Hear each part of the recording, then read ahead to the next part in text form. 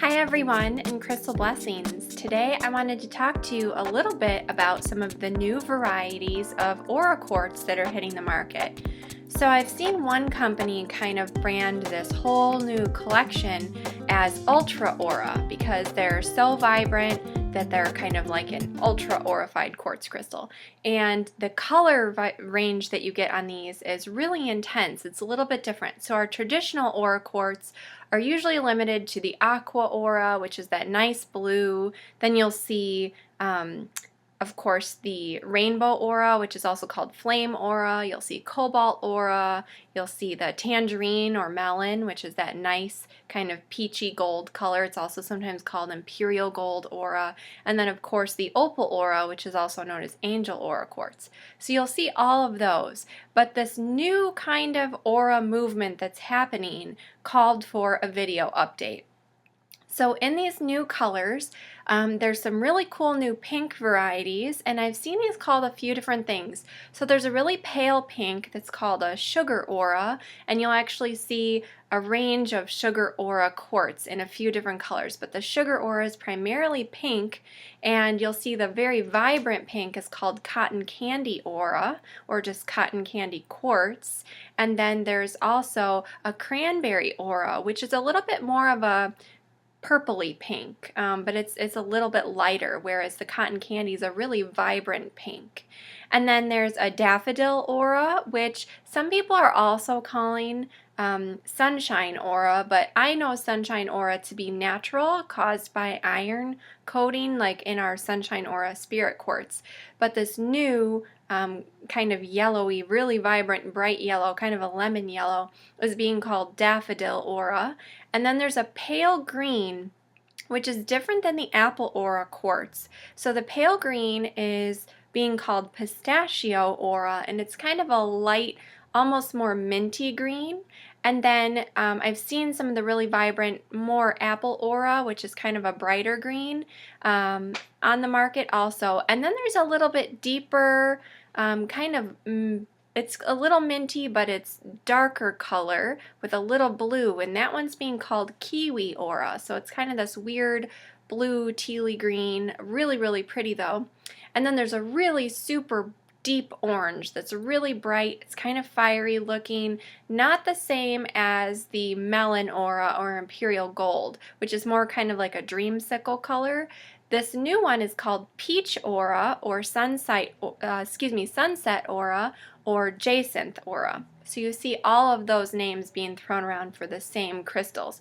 And I think it's because these new combinations of precious metals are being created by so many people right now that everyone's kind of putting their own name on things. And I think that's wonderful. There are a few new players in this game of making the aura crystals. They used to be only made in a few places, and so we had our very limited colors. But people are really kind of thinking out of the box and expanding what's being made. In fact, I've seen a lot of people doing aura treatments on other types of crystals now. Now, just to kind of go back to my original video on Aura Quartz and give you a quick rundown of how these are made, the crystals are put in a vacuum chamber, and then the precious metals are actually vaporized and pumped into the chamber, which is then heated up to about 1600 degrees Fahrenheit. And this is the temperature at which those vaporized metals actually bond to the surface of the crystals and stick, creating that nice iridescent coating. Now, those can't be scratched off or rubbed off. They're actually molecularly bonded to the surface of the crystal. And for that reason, some healers don't like to use them because A, they're man-made, and B, it's actually changed a little bit of this bonding for that outer layer of molecules on the quartz crystal. In my opinion, however, based on my experience of working with these crystals, they're really high vibrational and have a super transformational energy, so I do think that there's a big benefit to working with them. Plus, you get the amplifying capability of the quartz crystal combined with just a little bit of these precious metals that we otherwise usually don't get to work with, things like platinum and gold and silver. So for that reason, I think that Aura Quartz definitely have a place in any crystal healing toolkit. But with these new varieties of Aura Quartz, you're getting some really interesting things happening. And then, like I mentioned, people are also branching out into creating aura treatments for other types of crystals. For example, there's been a big flood of aura amethyst on the market. So you'll see things like platinum and silver coating the amethyst, which is creating really interesting effects because you have that purple undertone to the amethyst and then the color of the aura on top of that. And sometimes this creates a really interesting depth and play of color that you don't get with the quartz, and sometimes it looks a little bit weird. So I've seen that. I've also seen the melon aura or imperial gold aura done on rose quartz and carnelian, which has been really interesting, mostly just in tumbled stones. The amethyst I've seen done with clusters and tumbled stones and other things. Probably the most interesting thing that I've seen anyone do so far is actually put an aura treatment on an aragonite Sputnik. And I was able to pick one of those up. It's super, super cool.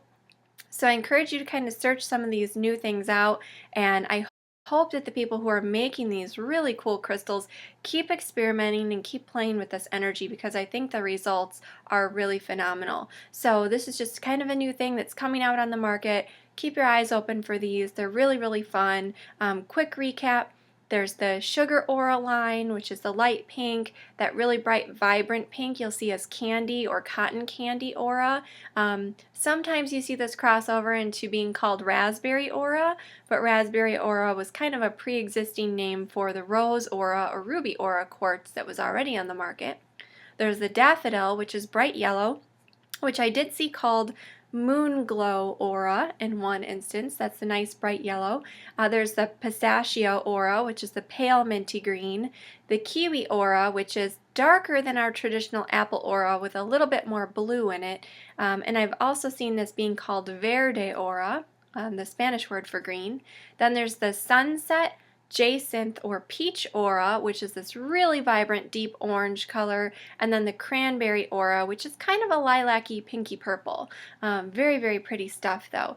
You'll also see under this new Ultra Aura umbrella a little bit more intense version of Aqua Aura than what we've seen in the past. The color is a lot more vibrant, a lot deeper blue, so keep your eyes open for that as well.